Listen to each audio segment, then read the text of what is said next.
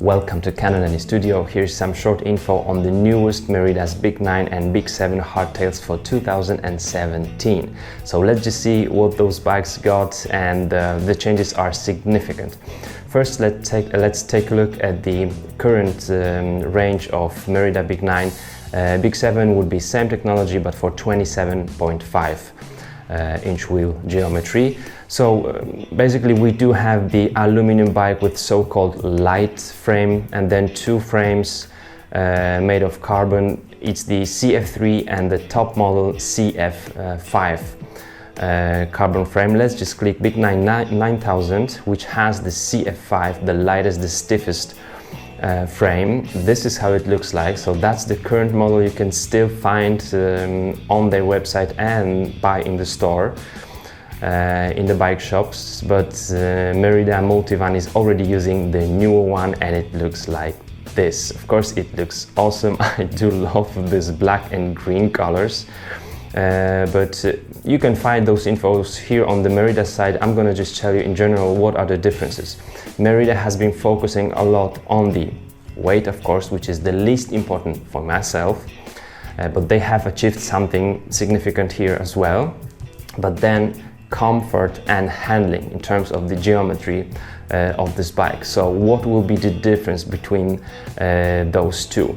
As you can see, this frame looks quite like heavy. It's big. Those tubes are quite big, quite oversized. When you look at the newest model, you can see that the chain stays and the seat stays are really thin, and that's all for the comfort.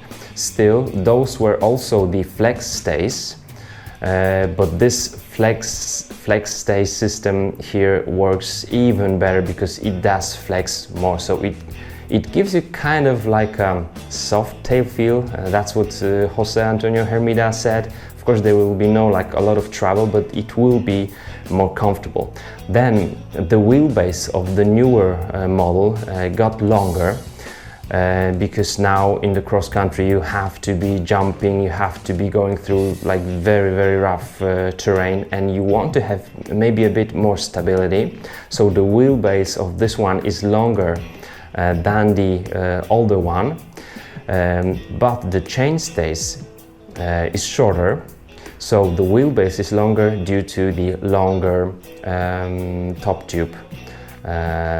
So it will give you more reach. So the position on the bike will be more, maybe not more aerodynamic. We don't think about so much about aerodynamics here, but it will be more aggressive, and you will be putting more weight onto the front wheel for those rough corners. So longer wheelbase, longer reach, but also shorter head tube. It's been shortened by 1 centimeter. So these are the basic differences here. If you want to know more about this bike, well, it weighs in the medium size 1 kilo, because they say 900 grams. It's just a frame without anything, like without derailleur hanger, without the smart entry for those cables you need it. So all this hardware here with your frame will weigh 1 kilo. For 29er medium size, it's really nice.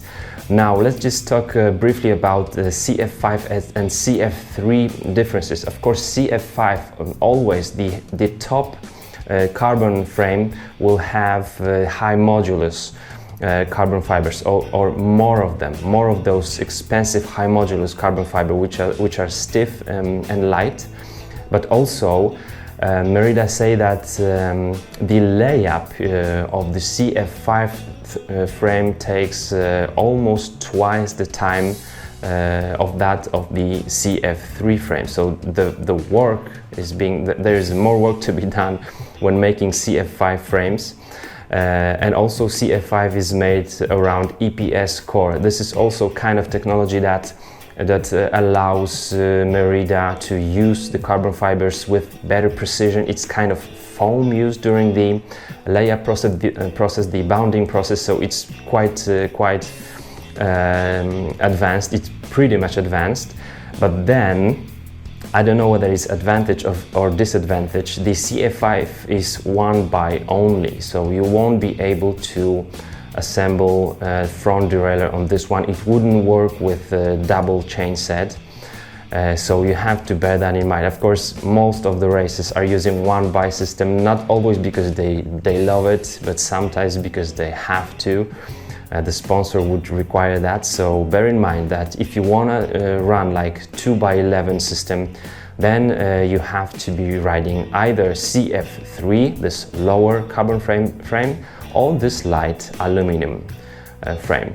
So that's something that we should really know. Then the headset will be different. It will be integrated with CF5 and semi-integrated with CF3 and light. Of course, the integrated caps will be lighter, but I'm not sure if it won't be more problematic when you want to like exchange your bearings or just maintain your headset. So that's also something good to know. And then all those infos here are really very helpful. The seat post of the newer Big 9 is 30.9, not 27.2 as on the older one. And also the newer one is the flex seat post. So it's called, let's just look here. The seat post is S-Flex seat post. It will weigh 190 grams and it allows you to sit more on the saddle because the saddle, the post will be flexing more.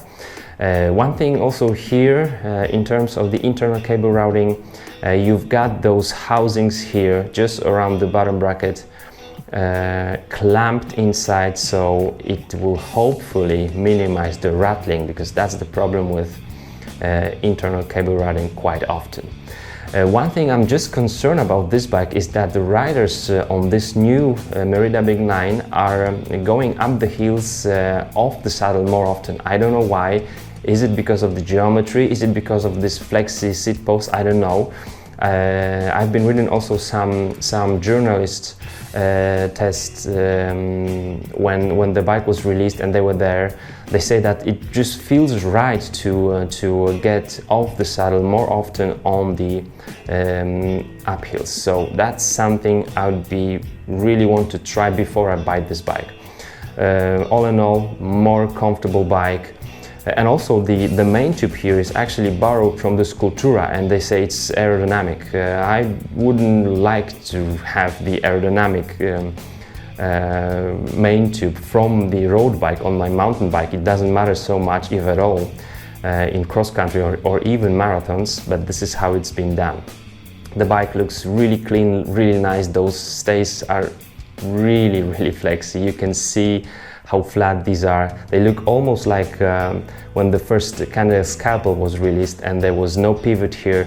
It would only work due to the flexi carbon fiber. So nice work of Merida. We'll see how it will work for them. Thanks for watching, and let us know if you have any of these bikes already or you've been riding on those bikes. Let us know what is your feel of those racing machines.